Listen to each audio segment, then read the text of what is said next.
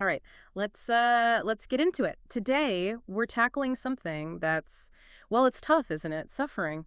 Our own, and maybe even harder, how we actually help friends when they're going through, well, through hell. And we're not just talking theory here. We're going to dive deep into this incredibly old story.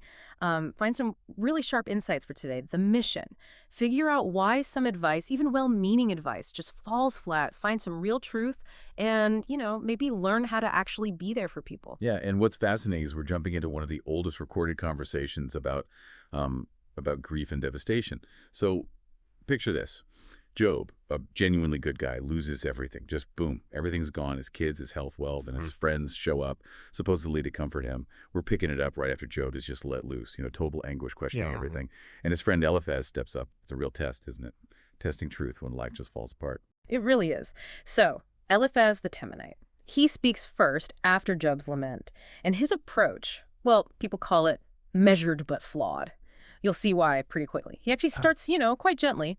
He reminds Job, hey, remember how you used to teach people? Yeah. How you strengthened the weak hands, helped those with feeble knees. It's almost like he's saying, Practice what you preach, Job. exactly, you were good at this. Why aren't you taking your own advice now? Mm-hmm. But from that sort of gentle nudge, he pivots pretty hard. He lays out his core belief, his theology. Basically, innocent people don't suffer like this. He says those who plow iniquity and sow wickedness reap the same. Very direct. To him, getting hit by the blast of God, well, that's what happens when you sow bad seeds. It's almost transactional. Yeah, like a cause and effect machine, sin in, suffering out. And that was a common way of thinking back then. Oh, absolutely. A very common understanding of divine justice.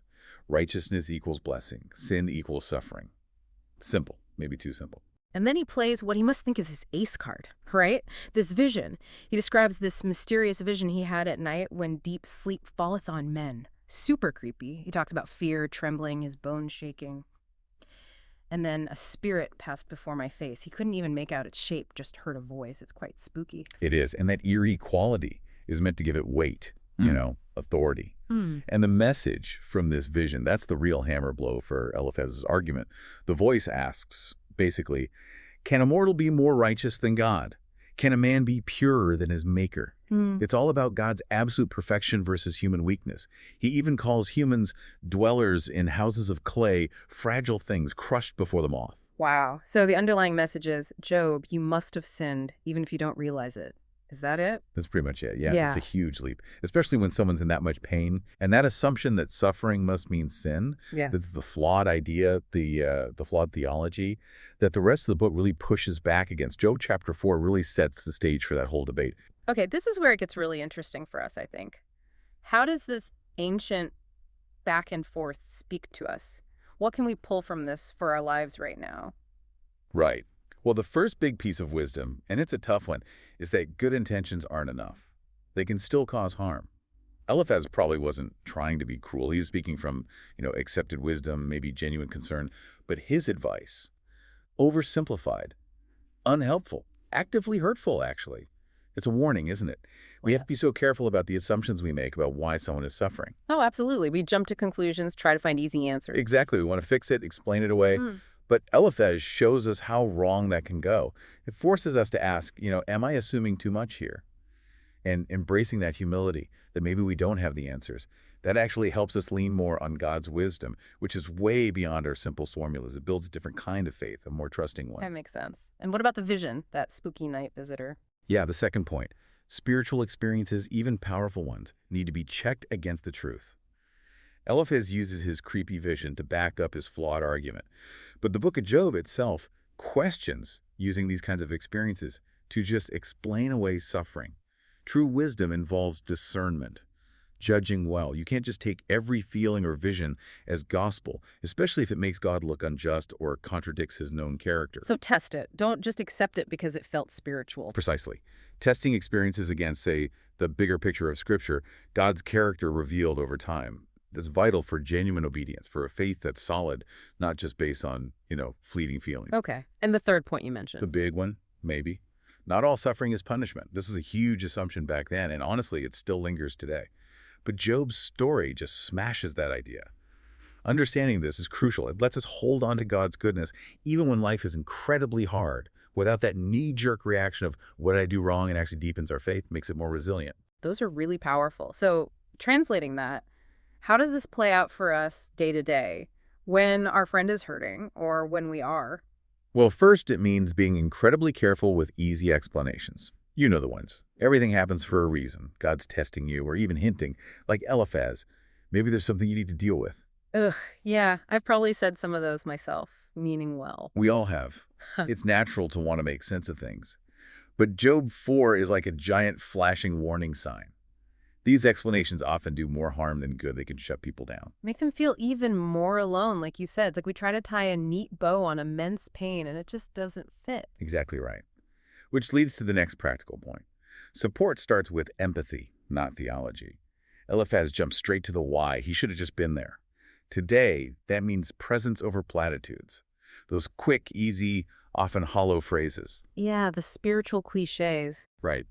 Sometimes the most profoundly spiritual thing you can do is just sit with someone, quietly, in their pain. No answers needed. That's unconditional love in action.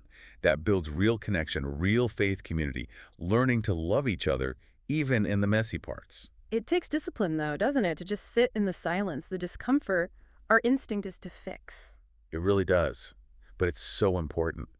And connected to Eliphaz's vision again, it reminds us not to automatically equate any spiritual feeling or experience with ultimate truth. Especially if it leads to a distorted view of God, like it did for Eliphaz. Yes, that's key. Test those personal revelations. Does this align with God's character as we know it?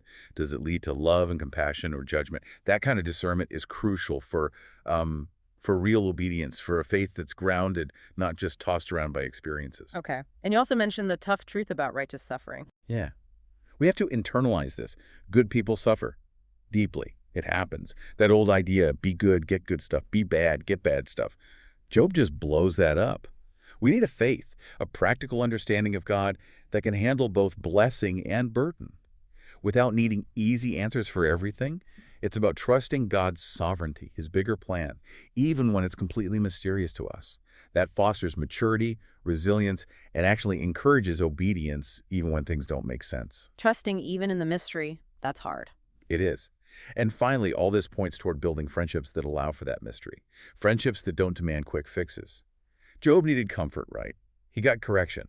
Eliphaz turned the living room into a courtroom. Ooh, courtroom versus living room, that really paints a picture. Doesn't it? So in our own relationships, can we learn to just hold space, to allow for grief, for questions, for the messy middle? That's how you build authentic unity, real faith.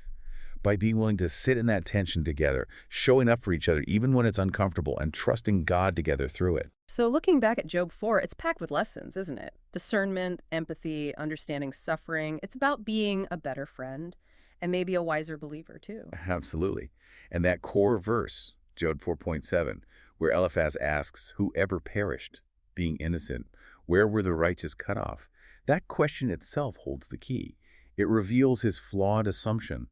Suffering must mean guilt, and the whole book argues against that, really wrestling with this, with the fact that God's ways aren't always simple cause and effect, that can actually strengthen our obedience, our trust, our faith, especially when we're the ones in the trial. It forces a deeper reliance on God, not on our own understanding. So maybe something for all of us to think about this week as you reflect on Job and on Eliphaz's attempt at comfort. How might you personally lean more into offering a comforting presence rather than jumping to an explanation the next time someone you care about is really hurting?